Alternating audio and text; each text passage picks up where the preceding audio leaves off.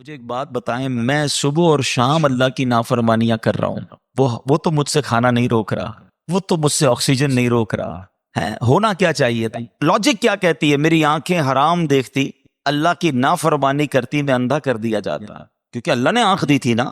بس اے میرے بندے، میں نے آنکھ دی اپنی فرما برداری کے لیے، تو ان آنکھوں سے گناہ کر رہا ہے، روشنی ختم نہیں ہوتا۔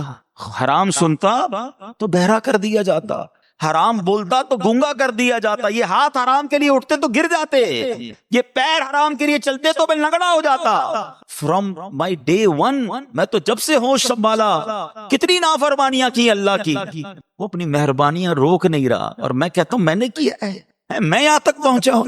نہیں، سب کچھ میرے رب کا ہے۔ کاش یہ بات سمجھ آ جائے، وہ رب کی قدرت ہے، نعمت دے سبحان اللہ شکر کرنا، ورنہ کہیں یہ نعمت چھین نہ لی جائے، یا اسی نعمت کو ہمارے لیے تکلیف کا باعث نہ بنا دیا جائے۔ تو اے میرے پیارے اسلامی بھائی، ہمیں زندگی اب گزارنی ہے، جتنی رہ گئی شکر میں گزارنی ہے، ہاں اللہ کی فرما برداری میں گزارنی ہے۔ اب آتے ہیں شکر ہے کیا؟ اب یہ تو شاید انڈرسٹینڈ کر لیا ہوگا سب نے کہ ہاں یار شکر گزار بننا ہے۔ اچھا، اب شکر کی بھی ڈیفینیشن سمجھنی ضروری ہے۔ ہم سمجھتے ہیں کہ جناب تسبیح پکڑی، الحمدللہ الحمدللہ، یا اللہ تیرا شکر، یا اللہ تیرا شکر، یہ شکر یقیناً دس از دا ون وے، ایک طریقہ ضرور ہے کہ زبان سے اللہ تعالیٰ کا شکر عطا کیا جائے، مگر میں آپ کو ایک لاجیکلی بات سمجھانا چاہ رہا ہوں۔ کسی باپ کا کوئی بیٹا ہو اور وہ کہے کہ جناب مجھے اپنے والد صاحب سے بڑی محبت ہے، والد صاحب کے بیٹا جلدی گھر آ جانا، ابا گھر پہ جلدی نہیں آؤں گا، آپ سے محبت بڑی ہے، بیٹا یہ والا کام کر دو، میں نے کام نہیں کرنا ہے، آپ سے محبت بڑی ہے، بیٹا یہ کب کر دو، یہ کام مت کرنا میں نے یہی کام ہے، مگر آپ سے محبت بڑی ہے۔ آپ کہیں گے یار مذاق ہو رہا ہے، زبان سے کہی جا رہا ہے محبت بڑی ہے، بات ایک نہیں مان رہا، بات سمجھ رہے میری؟ یعنی یہ کیسی محبت ہے کہ زبان سے جاری ہے، عمل اس کے خلاف ہے۔ تو اب آپ نے اور میں نے سوچنا ہے کہ ہم زبان سے کہہ رہے ہیں کہ یا اللہ تیرا شکر، یا اللہ تیرا شکر، اور اللہ کی بات کوئی نہیں ماننی ہے۔ تو علماء کہتے ہیں ایکچول شکر یہ ہے کہ بندہ رب کی نافرمانی نہ کرے، ٹھیک ہے؟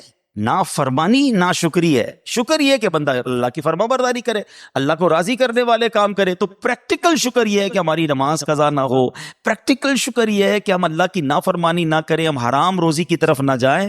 تو جو پریکٹیکل فرما بردار بن جاتا ہے نا اللہ کا، ایکچوئل شکر گزار بھی وہی ہوتا ہے، یا اللہ تیری مہربانی، تو نے اتنا عطا کیا، ہمیں رب کا نافرمان نہیں بننا ہے۔ نافرمانی کریں گے تو پھر ایسا نہ ہو کہ ہم جو ہے وہ اپنی نعمتوں کو خود کھو دیں۔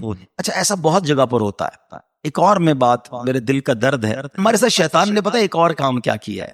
ویسے تو پوری لائف ہمیں شکر گزار بننا چاہیے، مگر وین ایور ہمیں کوئی خاص نعمت ملتی ہے نا، تب تو زیادہ شکر کرنا چاہیے نا۔ لیکن شیطان نے ہمارے ساتھ گیم یہ کی ہے کہ whenever we try to celebrate something, جب بھی زندگی میں سیلیبریشن کی نام آتی ہے نا، تو دماغ کے کسی کونے میں شیطان نے یہ بٹھا دیا کہ سیلیبریشن کا نام ہی اللہ کی نافرمانی ہے۔ کمال ہے یار، ہمارا ایمان اور عقیدہ ہے کہ دینے والی ذات رب کی ہے، مگر جب بھی وہ دیتا ہے، اب آپ کہیں گے یار ایسی کیسی بات کر رہے ہیں، ہم کہاں سیلیبریشن میں گناہ کرتے ہیں؟ چلیں ذرا سٹارٹ لیتے ہیں۔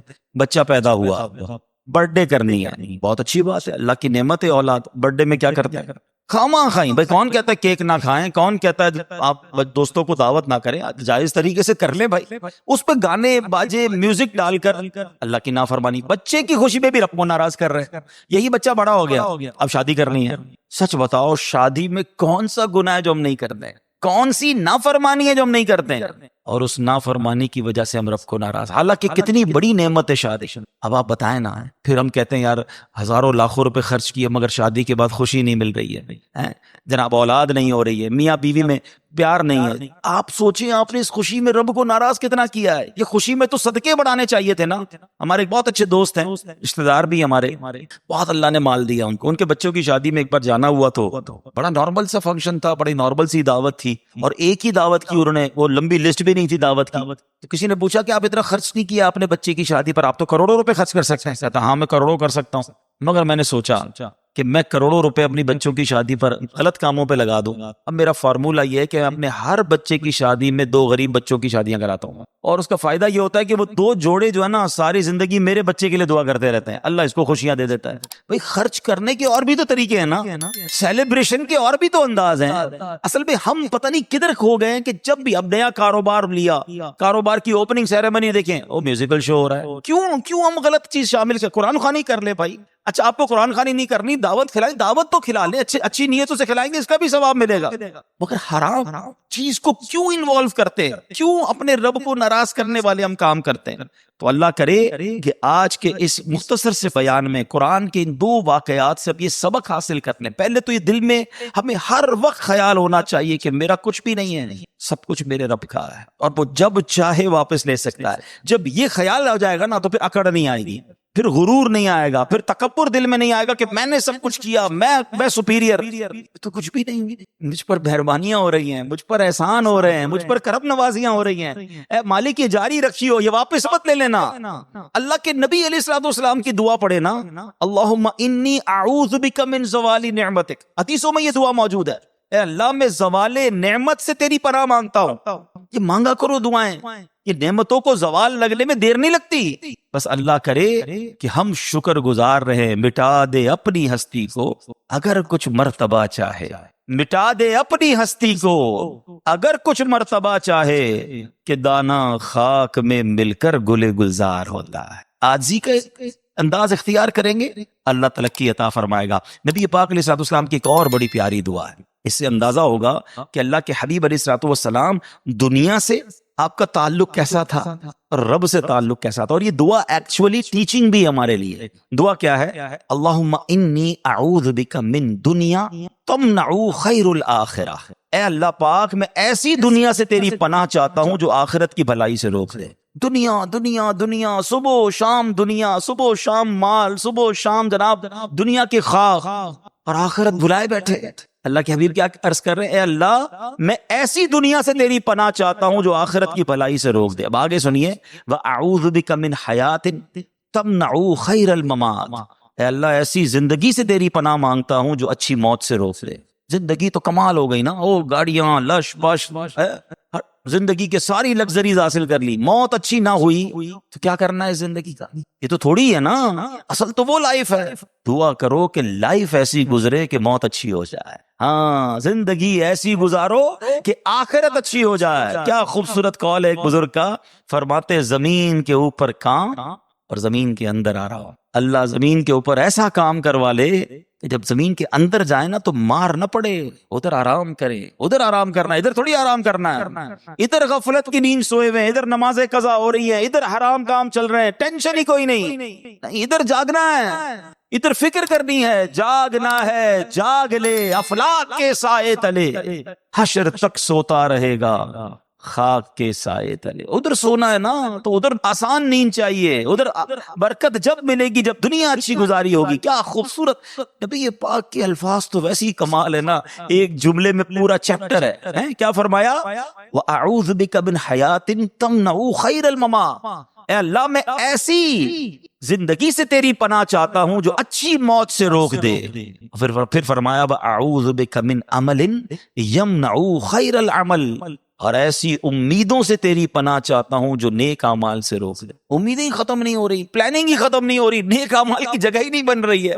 اللہ کرے کہ یہ دعا ہمارے حق میں بھی قبول ہو جائے. ہم نبی پاک کی اس دعا کے ساتھ اللہ کرے کہ ہم اپنی لائف گزارے. ایک مرتبہ پیارے آقا علیہ الصلوۃ والسلام کی بارگاہ میں ایک شخص حاضر ہوا, کہتا ہے یا رسول اللہ صلی اللہ علیہ وسلم مجھے کیا ہو گیا کہ میں موت کو پسند نہیں کرتا, یعنی میرا دل دنیا کی طرف مائل ہے اور اپنے دل میں آخرت کی طرف میں میلان کم پاتا ہوں, اور موت تو جنت میں پہنچنے کا راستہ ہے مگر مجھے موت ہی پسند نہیں ہے. اچھا ایسے ہم میں سے بھی بہت سارے لوگ ہوں گے جب بھی موت کی بات آتی ہے ڈر جاتے ہیں, خوف مبتلا ہو جاتے ہیں, آخرت کی بات نہ کرو, مرنے کی بات نہ کرو. کہتا حضور مجھے پتا ہے جنت میں جانے کا راستہ ہی موت ہے, موت آئے گی تو جنت میں جاؤں گا نا, مگر میرا دل اس طرف نہیں کھنچتا ہے, مجھے میلان نہیں ہے, مجھے مزہ نہیں آتا.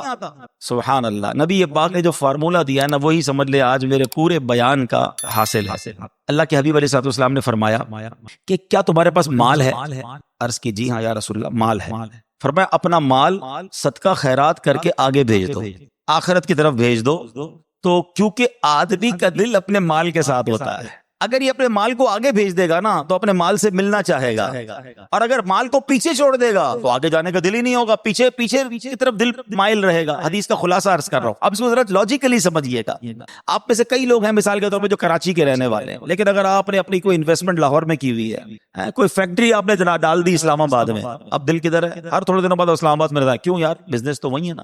انسان کا دل اس کے مال کے، لوگ امریکہ چلے گئے، یورپ چلے، کیوں؟ ادھر پیسہ ہے ان کا، ادھر ان کی انویسٹمنٹس ہیں، ادھر ان کی چیزیں ہیں۔ سبحان اللہ، کیا نبی پاک نے جو فارمولا سمجھ آ جائے نا کہ بندے کا دل اس کے مال کے ساتھ ہوتا ہے، اگر آخرت سے محبت کرنی ہے تو مال آگے بھیج دو، تمہیں ٹینشن ہی نہیں ہوگی، ادھر بھی میری پراپرٹی بنی ہوئی ہے، ادھر بھی میرا انشاءاللہ جنت میں محل تیار ہے، ادھر بھی میں نے اللہ کی راہ میں صدقہ خیرات کیا ہوا ہے، میری تیاری پوری ہے۔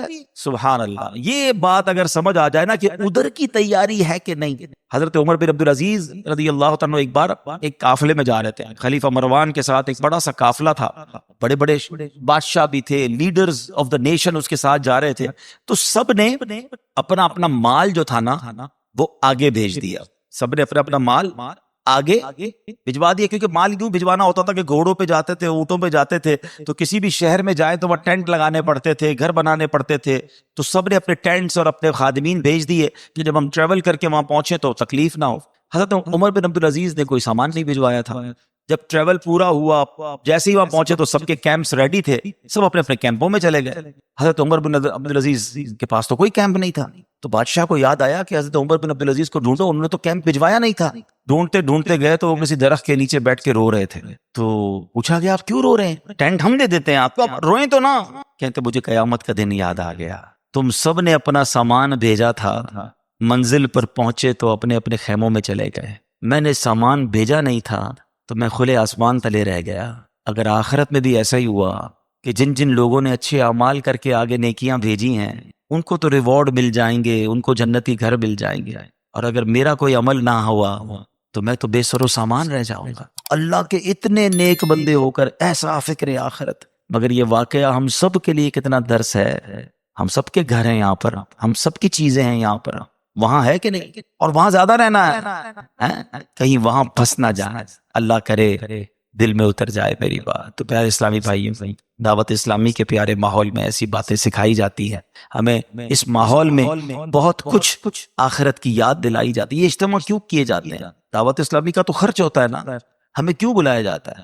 آپ کو میسج کیے جاتے ہیں، آپ سے فالو اپ کیا جاتا ہے، آپ کو بلایا جاتا ہے، یہ ہمارے لیے بلایا جاتا ہے۔ ہم اتنی دیر جو یہاں بیٹھے ہیں گناہ سے بچے ہوئے ہیں نا، اللہ رسول کا ذکر سن رہے ہیں، قرآن کی باتیں سن رہے ہیں، یہی وقت کام آئیں گے، اور کاش یہ باتیں دل پہ اثر ہو جائیں اور ہمیں یقین ہو جائے کہ جو کچھ ہے میرے رب کا ہے، اور اب میں نے زندگی اسی کی فرمانبرداری پہ گزارے، پھر تو سبحان اللہ۔ اب میں بات کروں گا ایک ایسی قوم کا اور ایک ایسے گارڈن کا کہ جس کا تصور کریں، امیجنیشن کریں تو عقل حیران ہو جاتی ہے۔ سبحان اللہ، قرآن کہتا ہے، اچھا یہ جو 22ویں پارے میں یہ پوری قرآن پاک کی سورت ہے، سورہ سبا، یہ کسی قوم تھی جس کا نام ہی قوم سبا تھا، یہ اس قوم کا واقعہ ہے، ان کو اللہ نے کتنا نوازا تھا۔ اب ذرا سنتے جائیے گا، قرآن میں رب فرماتا ہے، بے شک قوم سبا کے لیے ان کی آبادی میں نشانی تھی، 2 باغ تھے، ایک دائیں طرف دوسرا بائیں طرف، اپنے رب کا رزق کھاؤ اور اس کا شکر ادا کرو، پاکیزہ شہر ہے اور بخشنے والا رب۔ اللہ اکبر، یہ کیسی قوم تھی؟ اللہ کریم نے، یاد رہے، سبا عرب کے علاقے یمن کی حدود میں واقع ایک قبیلے کا نام تھا، یہ ٹرائب کا نام تھا، اور یہ قبیلہ اپنے دادا سبا بن یشجب بن یعرب بن قحطان کے نام سے مشہور تھا۔ یہ ایک پرسنالٹی کا نام تھا، پھر ایک قبیلے کا نام پڑ گیا، اور سبحان اللہ اب قرآن میں سورہ سبا موجود ہے۔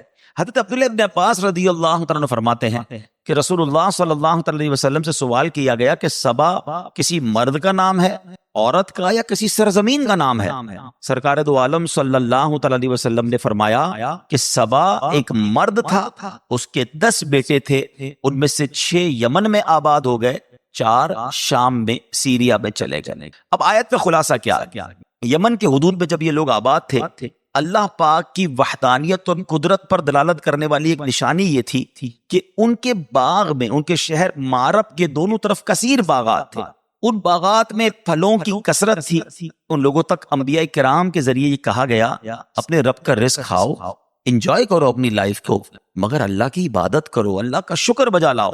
تمہارا شہر پاکیزہ ہے، جس میں لطیف آب و ہوا ہے، صاف ستھری سرزمین ہے۔ آپ کو پتا وہ کتنی پیور ایئر تھی؟ میں بھی پچھلے دنوں نیوزی لینڈ گیا، میرے لیے بڑی شاکنگ بات تھی۔ یہ ضرور پتا تھا کہ وہاں کی آب و ہوا بڑی اچھی ہے، مگر مجھے بتایا گیا کہ نیوزی لینڈ کی ہوا جو ہے یا فجی کی جو ہوا ہے وہ باقاعدہ کینز میں پیک کر کے کئی ملکوں کو ایکسپورٹ کی جاتی ہے۔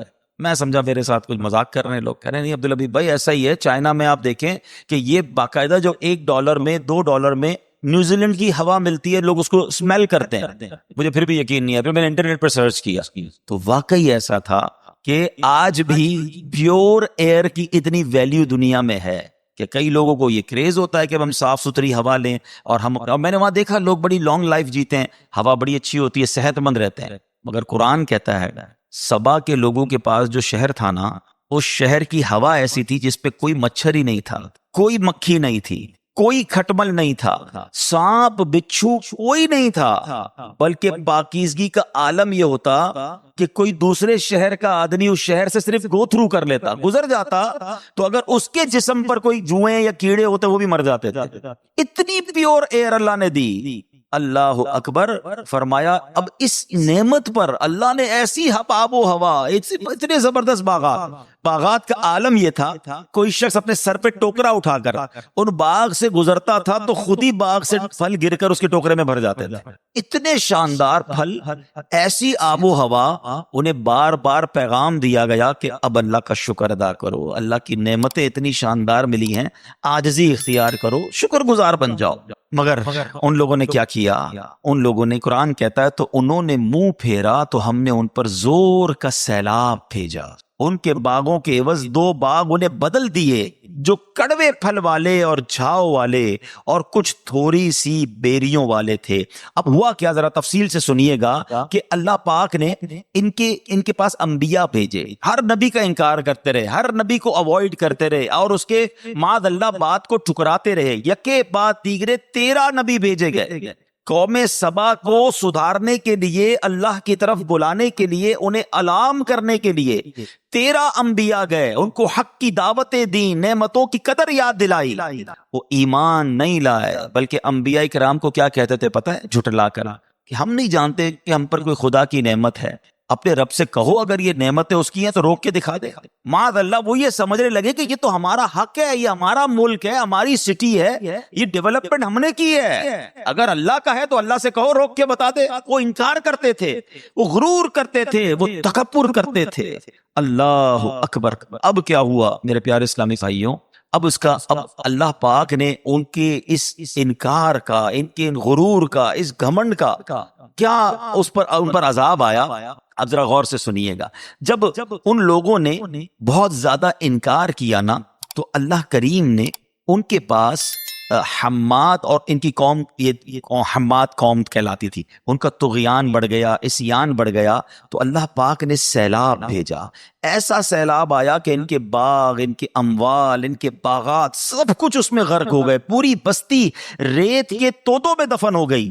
اس طرح یہ قوم تباہ و برباد ہو گئی، اور ان کے باغ پوری دنیا میں ایگزامپل تھے، لوگ اس کی سیر کرنے آتے تھے۔ اس سیلاب کے بعد وہ ضرب المثل ایگزامپل بن گئے، یعنی ان کے باغ کی جگہ جنگلی بیریاں اگائیں، جھاؤ اگائے، خوفناک جنگل اگ گئے، یہ قوم لذیذ پھلوں کو ترس گئی۔ اللہ اکبر۔ اے میرے پیارے اسلامی بھائیوں، اس واقعے میں ہم سب کے لیے بہت کچھ درس عبرت ہے کہ جب رب ناراض ہوتا ہے، رب کی نعمتوں کی قدر نہیں کی جاتی تو پھر کیا ہوتا ہے۔ اچھا، اب اس قوم پر سیلاب کیسے آیا؟ یہ بھی اللہ کی قدرت کا نظارہ دیکھیے گا۔ قوم سبا کے بستی کے کنارے کے پہاڑوں کے دامن میں بند باندھ کر ملکہ بلقیس نے 3 بڑے بڑے تالاب اوپر نیچے بنا دیے تھے۔ 3 تالاب تھے مگر 3 سٹوری بڑے بڑے تالاب تھے۔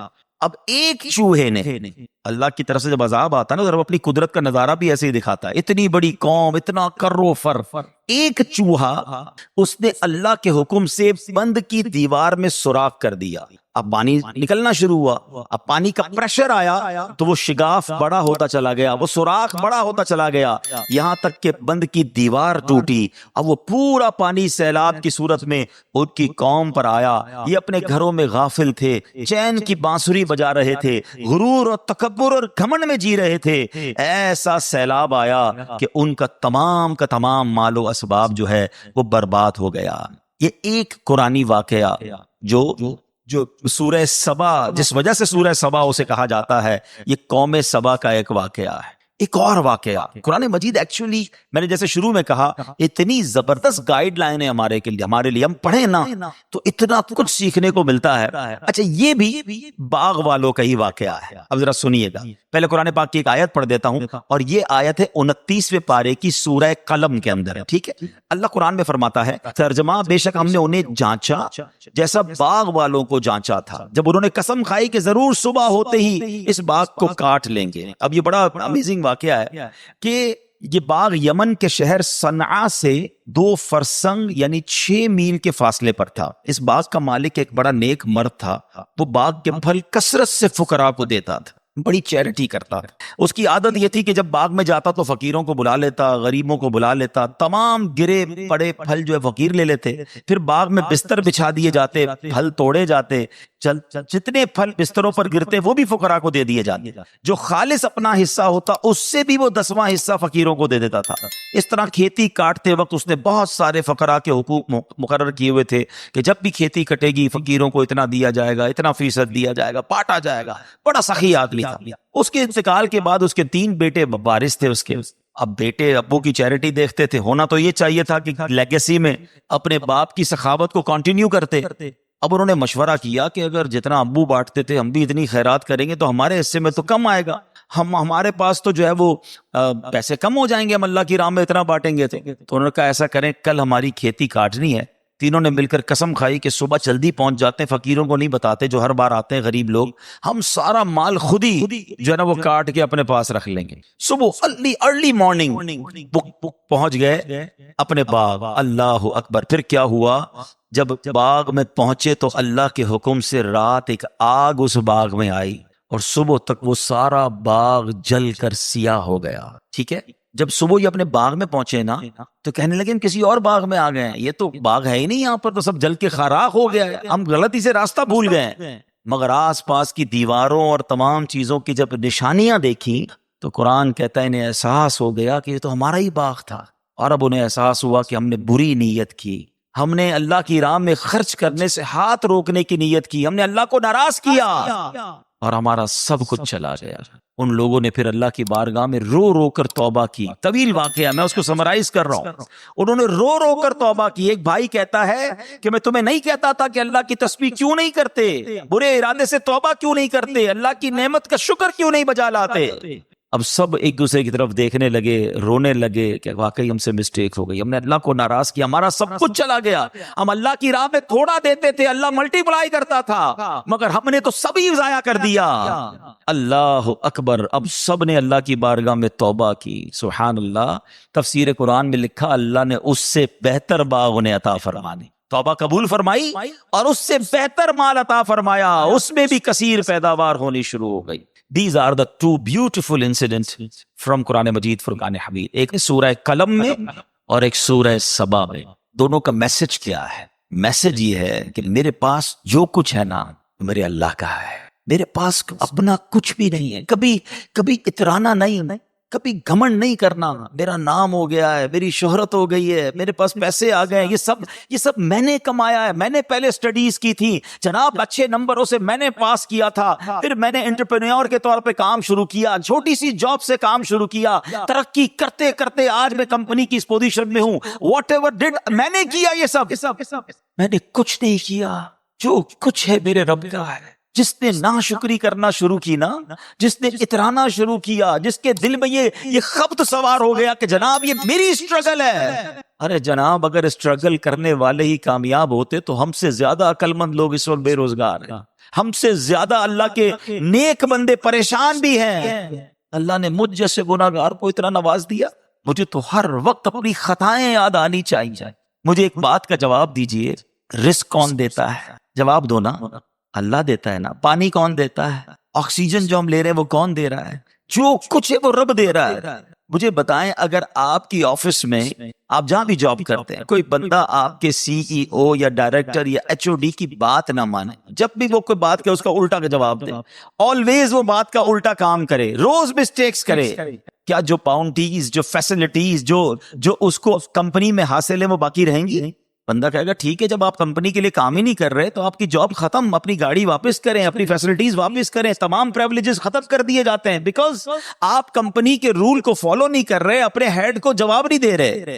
ایک قرآن پاک کی میں آیت کا جز پڑھ رہا تھا، اللہ اکبر، اگر یہ بات سمجھ آ جائے نا، سبحان اللہ سبحان اللہ. قرآن مجید میں اللہ کریم نے خود فرمایا، اور کاش یہ بات ہمارے دل میں اتر جائے کہ سب کچھ ہمارے رب کا ہے، جو کچھ ہے وہ ہمارے مالک کا ہے. اللہ کرے کہ یہ بات ہم سمجھ لیں تو پھر انشاءاللہ چیزیں سمجھنا شروع ہو جائیں گی. تو اے میرے پیارے اسلامی بھائیوں، ہمیں اپنی ان تمام باتوں کو سمجھنا بھی ہے اور آئندہ اترانا نہیں ہے، شکر گزار بننا ہے. اگر آپ چاہتے ہیں نا کہ آپ کی میری عزتوں میں ترقی ہو جائے، سبحان اللہ، قرآن میں اللہ فرماتا ہے الولایۃ للہ الحق.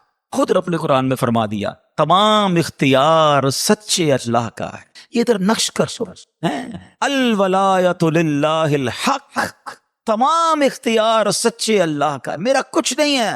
وہ پنجابی شاعر کہتے ہیں نا، جے چاویں تے راہ جاندے نو تخت عطا فرماوے، جے چاویں تے راہ جاندے نو تخت عطا فرماوے، جے چاویں تے شاہ کولوں در در خیر منگاوے.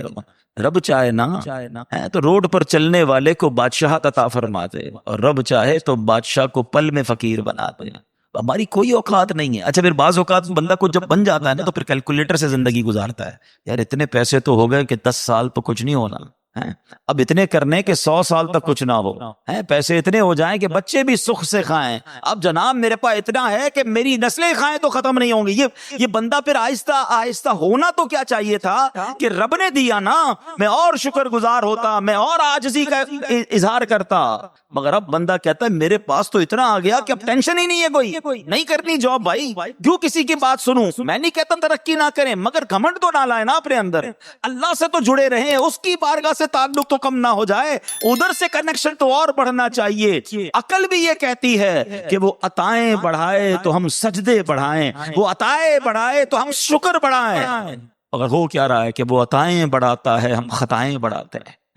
جب اب پیسے تھوڑے تھے، مقام چھوٹا تھا، جاب چھوٹی تھی، تو گناہ بھی تھوڑے تھے. جیسے جیسے جناب ترقی ہوتی گئی، کاش نیکیوں میں ترقی ہوتی، گناہوں میں ترقی ہونے لگی. بھائی میں تو انتظار میں تھا یار، اتنے پیسے آئیں گے تو یہ والی عیاشی کرنی ہے، یہ والا کام ہو جائے تو یہ والا گناہ کرنا ہے. یہ کیا کر رہے ہیں ہم؟